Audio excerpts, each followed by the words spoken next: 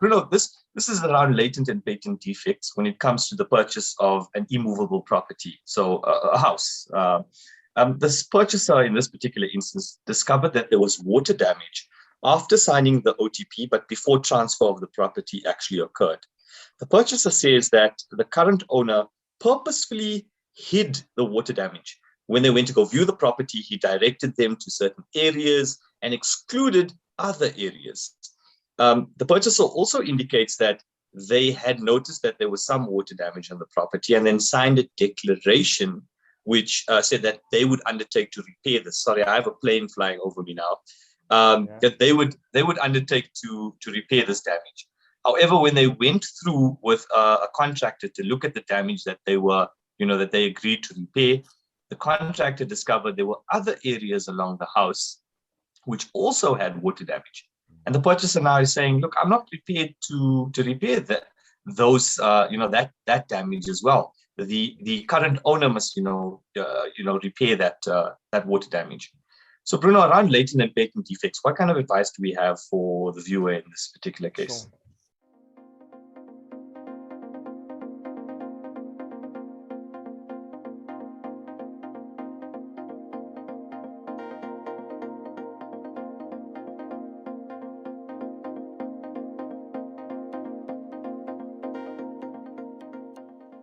Cool. Thanks so much, Chris. So we've had this discussion a couple of times. So maybe just to set the groundwork so everyone understands where I'm coming from. You have sets of circumstances that apply with the CPA in place and sets of circumstances that don't involve the CPA being the Consumer Protection Act, right? Now, as everyone knows, Consumer Protection Act was designed in order to assist the consumers and protect their rights, especially against unscrupulous suppliers, right? So if you notice Supply and Consumer Protection Act doesn't apply, then the normal law outside of the CPA would actually come, would actually govern the relationship. So that's the first thing that we need to be aware of. And so just in this question alone, we have to be able to answer it in two ways. So let's for a second say the easy answer is if the CPA does apply, right?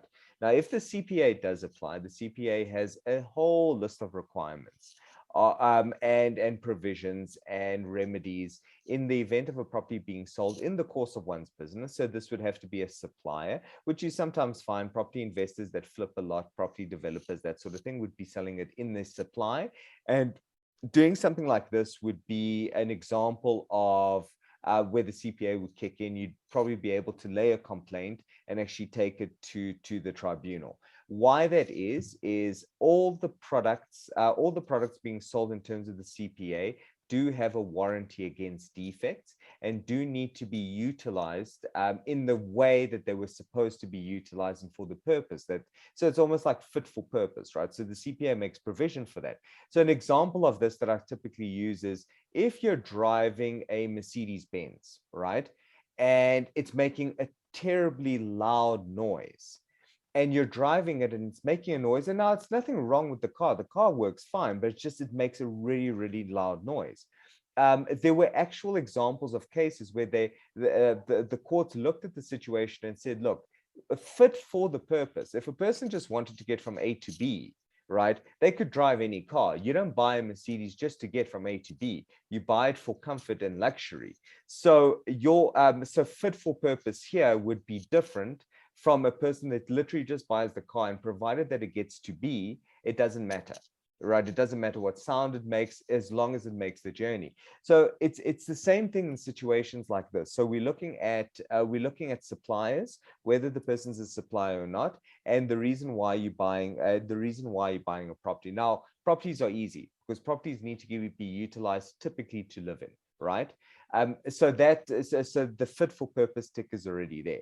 The warranty against defects, that's also a big one. Things like damp damage are quite serious in material.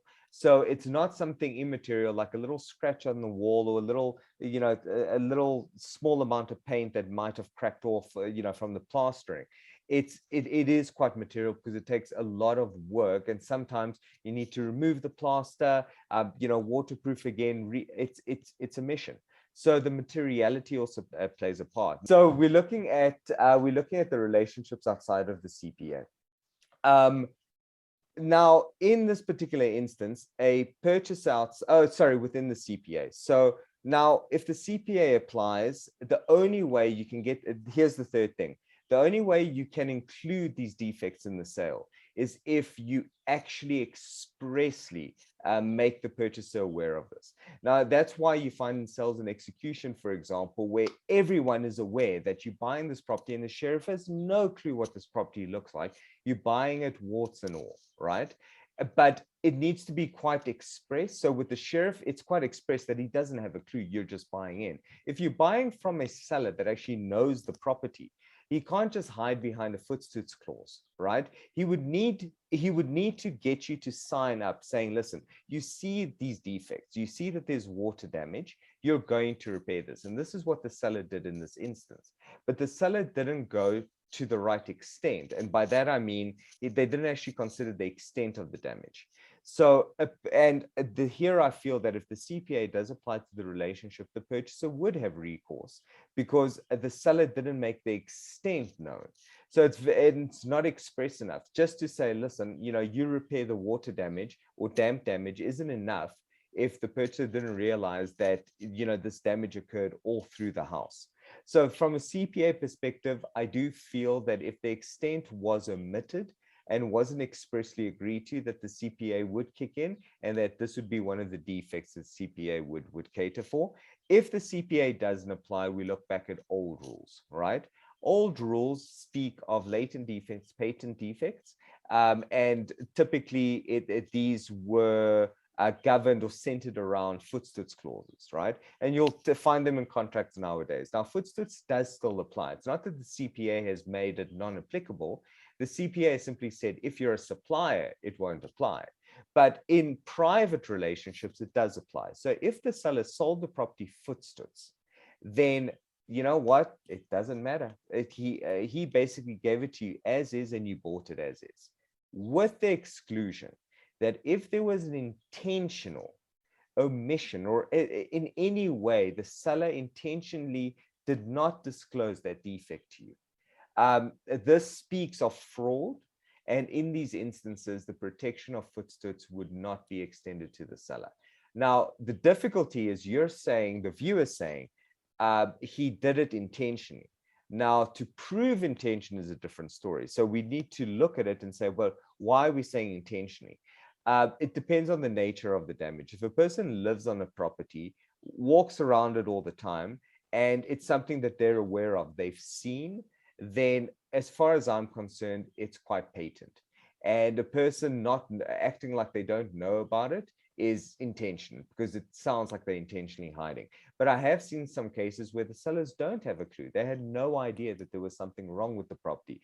Some damages, for example, are latent, and generally the seller didn't know. And by latent, we mean things that are hidden, as opposed to patent, which are quite, anyone would be able to see them.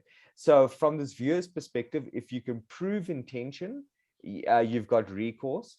If there's a voetstoots clause and you can't prove intention, you may struggle.